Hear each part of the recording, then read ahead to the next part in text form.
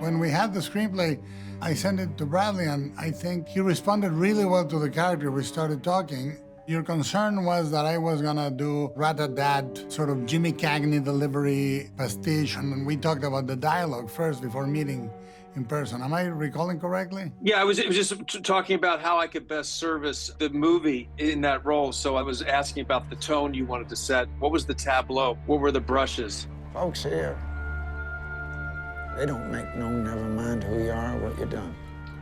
And we were talking about making it not about the past, but making it about now.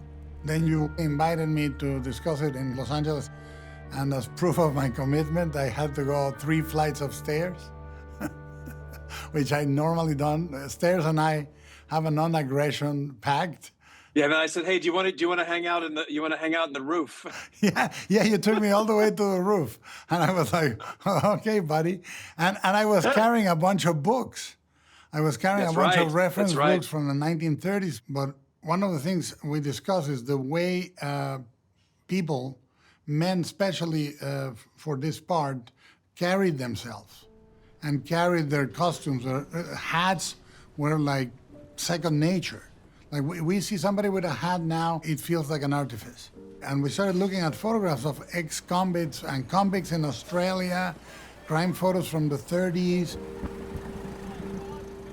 One of the great early directions you gave me was, a man living in that time period in that area of the country, your gait would be different, the way you handle yourself would be completely different, and I want you to do something that is going to allow you to enter into that space, and I want you to learn how to box, which was just invaluable. It was one of the greatest directions you gave me because it dictated how Stanton then addressed every single person that he came in contact with based on the training that I did pretty ferociously for about 6 to 7 months, I think, before we started shooting. It really was a wonderful way in for me as an actor. I said, a guy back then would go into a fist fight at the drop of a hat, and you have to handle yourself physically. And we started working with props way early until the hat became second nature.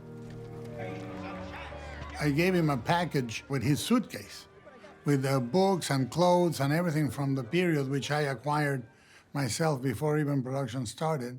And matches and the cigarette and all of that as well. Yeah. All of that. The smoking, yeah. One of the things that was really beautiful is you were in pre-production with Maestro, and we started talking about how thematically and visually the two movies were going to end up informing each other. Yeah.